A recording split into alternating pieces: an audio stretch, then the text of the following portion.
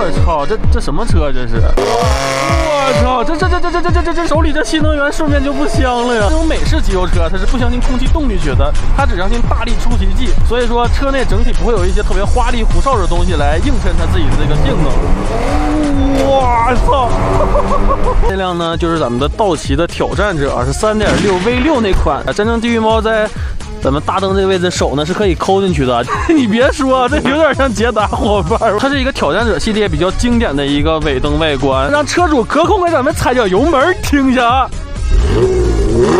我靠！这个车啊，现在除了发动机以外呢，整体的外观啊都是咱们地狱猫的这个外观。据车主说啊，不是地狱猫买不起，而是改了更有性价比。那您这台车大概花了多少钱买下来的？60多。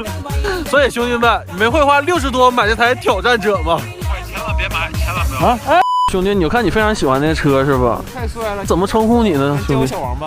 啊，叫你小王八是吧？行，那个小王八，你会花60万买这台车吗？那前提是我得先有60万呢。结尾呢，我希望屏幕前所有的小伙伴啊，都可以看上属于真男人的大 V8。所以呢，现在请做好一个现在剧道奇挑战者。